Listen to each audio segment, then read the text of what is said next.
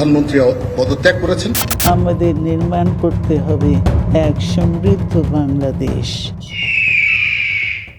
নির্বাচন আয়োজনের অনিশ্চয়তার মধ্যেই ত্রয়োদশ জাতীয় সংসদ নির্বাচনের তফসিল ঘোষণা করেছে ইসি। নির্বাচনী প্রচারণা চলবে 22 জানুয়ারি 2026 রোজ বৃহস্পতিবার হতে।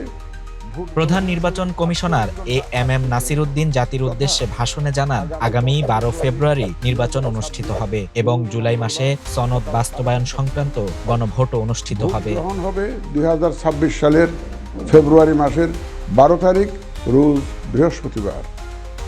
তবে রাজনৈতিক অঙ্গনে সবচেয়ে আলোচিত প্রশ্ন, বিএনপির ভারপ্রাপ্ত চেয়ারম্যান তারেক রহমান ভোটার বা প্রার্থী হতে পারবেন কিনা।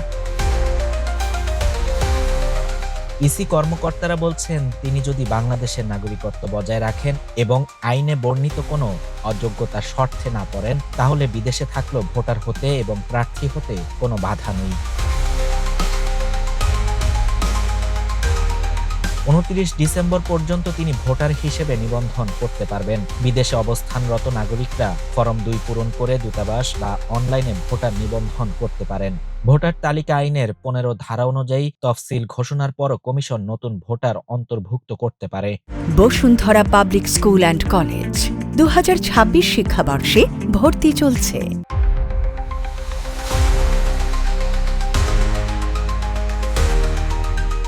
তারেক রহমানের যুক্তরাজ্যে অবস্থান, রাজনৈতিক আশ্রয় ও নাগরিকত্ব প্রসঙ্গে কার্যক্রম নিষিদ্ধ সংগঠন আওয়ামী লীগ দাবি করে আসছে যে তিনি ব্রিটিশ নাগরিকত্ব নিয়েছেন।